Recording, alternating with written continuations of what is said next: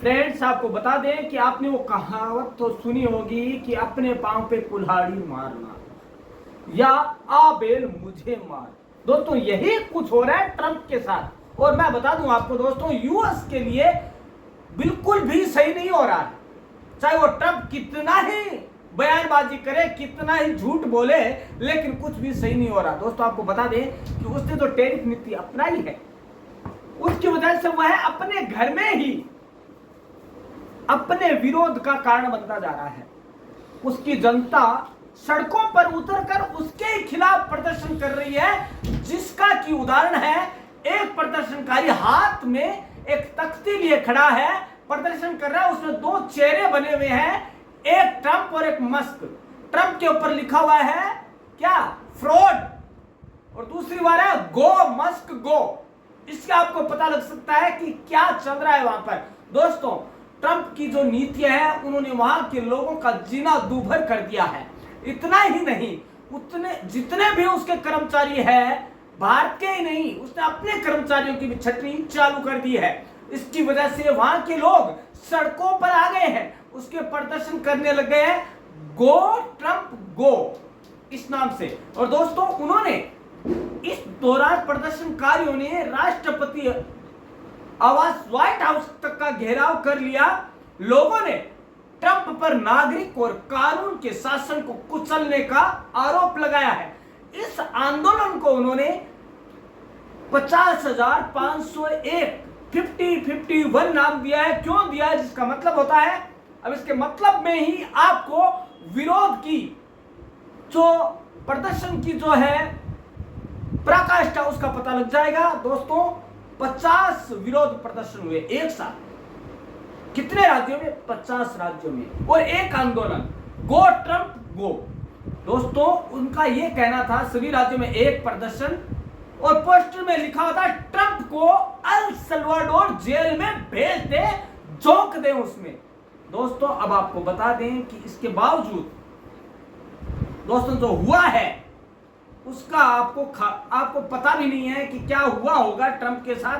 क्योंकि दोस्तों, आए दिनों में ये होता आया है ट्रंप के साथ, क्योंकि जो उसने किया है वो उसी को भुगतना पड़ेगा। दोस्तों, अभी हम बता दें आपको कि जो उसकी नीति है, उसकी जो प्रदर्शनकारियों ने क्या किया है कि व्हाइट हाउस के अलावा टेस्ला के शोरूम का भी घेराव कर लिया। टेस्ला का तो नाम सुना ही होगा आपने, एलन मस्क की कंपनी है। ट्रंप के खिलाफ प्रदर्शनों का यह दूसरा दौर है, पहला नहीं है। इससे पहले 5 अप्रैल को ट्रंप के खिलाफ पूरे देश में प्रदर्शन हुए थे। और ये अभी हाल ही की बात बता रहे हैं दोस्तों आपको, जो 50 राज्य 50 प्रदर्शन जो हुए और एक आंदोलन था, उसकी तो हाल ही की बात है। दोस्तों, ट्रंप और मस्क की नीतियों का खुलकर विरोध हो रहा है, प्रदर्शन हो रहा है। राजधानी वाशिंगटन डीसी समेत सभी राज्यों में प्रदर्शन की बड़ी वजह राष्ट्रपति डोनाल्ड ट्रंप और कारोबारी एलन मस्क की आक्रामक नीतियां रही है।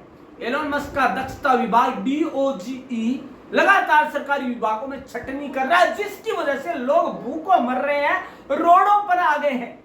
दोस्तों, अब तक हजारों सरकारी कर्मचारियों को नौकरी से निकाला जा चुका है। दूसरी तरफ डोनाल्ड ट्रंप की अप्रवासियों पर कार्रवाई और दूसरे देशों पर टैरिफ लगाने की सख्त पॉलिसी से भी इन प्रदर्शनों को एक बड़ी हवा मिली है। दोस्तों, इसके अलावा ट्रंप के टैरिफ वार से अमेरिका में दूसरे देशों से आने वाली चीजों के दाम कई गुना बढ़ गए हैं। इसका सीधा असर आम लोगों की जेब पर पड़ रहा है। तो क्यों नहीं होंगे प्रदर्शन? जो चीज पहले 1 रुपए में मिल रही थी, वह अब सीधे 60 रुपए में मिल रही है। तो लोगों का गुस्सा जायज है दोस्तों। और जब जनता आपके खिलाफ हो जाए तो आपको समझ लेना चाहिए कि क्रांति होने वाली है। ट्रंप के काम से खुश हैं 35% लोग ओनली। कितने? 35%।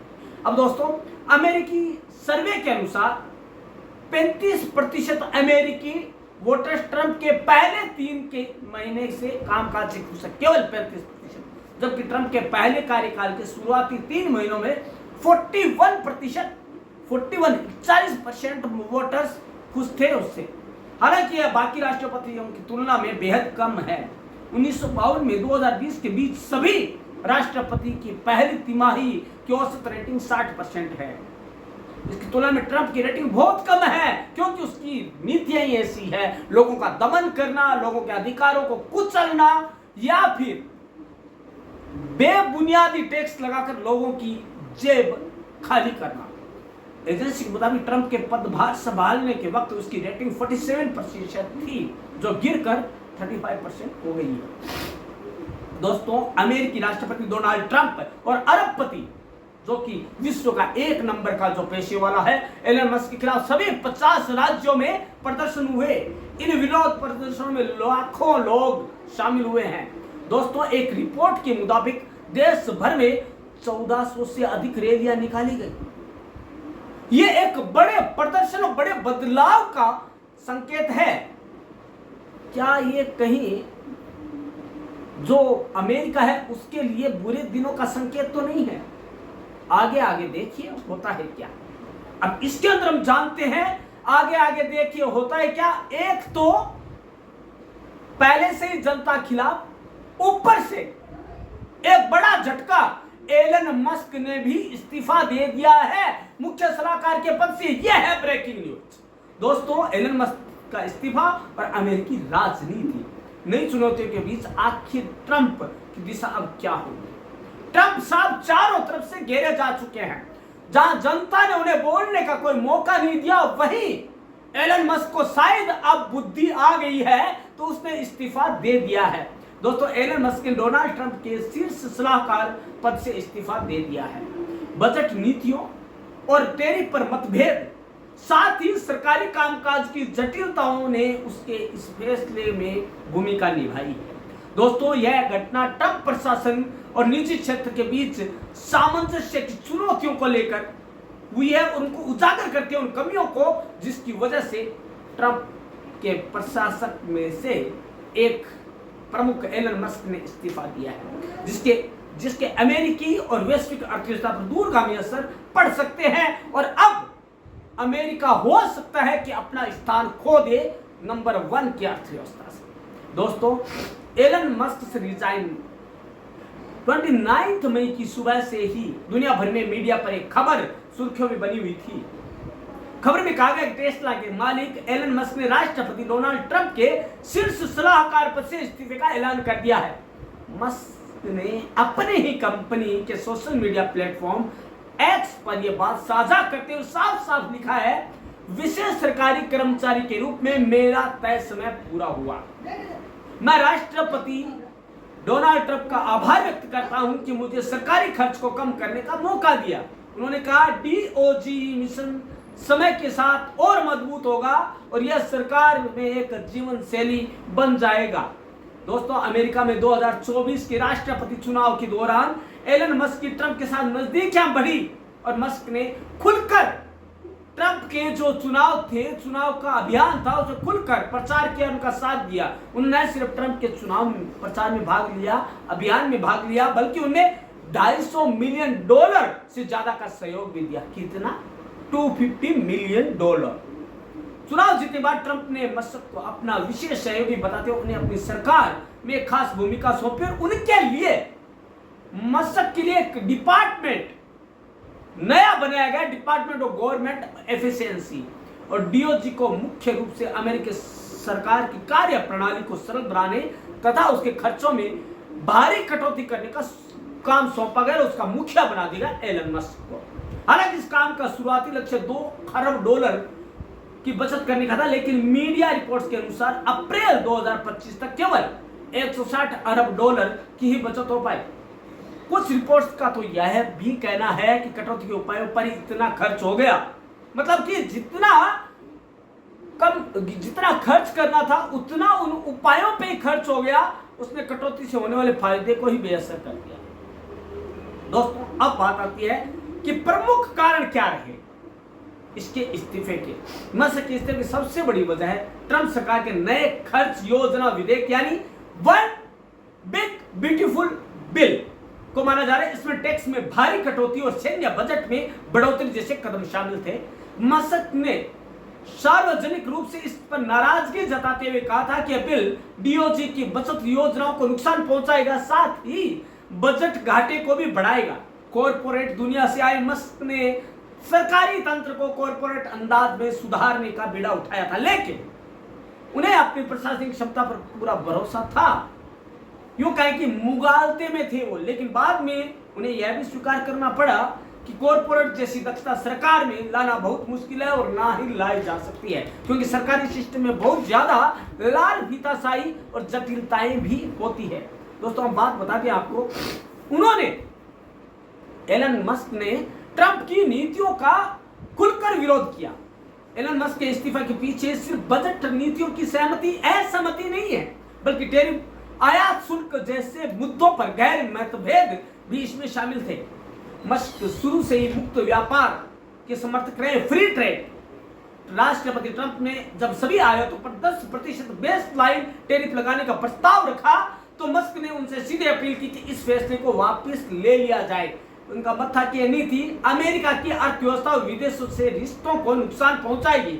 इस विवाद से उसमें कानूनी मोड़ ले लिया और जब 28 मई 2025 को अमेरिका की कोर्ट ऑफ इंटरनेशनल ट्रेड ने फैसला दिया कि राष्ट्रपति ट्रंप ने लिबरेशन डे टैरिफ लगाकर अपने संवैधानिक अधिकारों का दुरुपयोग किया है, अतिक्रमण किया है, इस फैसले में टैरिफ रद्द कर दिए गए और मस्क की सोच को न्यायिक समर्थन मिला। टैरिफ नीति की आलोचना पर मस्क ने ट्रंप प्रशासन के भीतर भी विरोध का सामना करना पड़ा। ट्रंप के व्यापार सलाहकार पीटर नवारो ने मस्क को कार असेंबलर कहकर उसका मजाक उड़ाया, तो मस्क ने नवारो की काबिलियत पर सवाल उठाते हुए ईंट की बोरी से भी गया बिता मूर्ख बताया। ईंट की बोरी मतलब पत्थर, नीरा भारी पत्थर से भी गया बिता मूर्ख मतलब डंबर देने सैक ऑफ ब्रिक्स कह डाला। यह बयानबाजी बताती है कि ट्रंप प्रशासन के भीतर कितने गहरे वैचारिक मतभेद और लड़ाइयां चल रही है।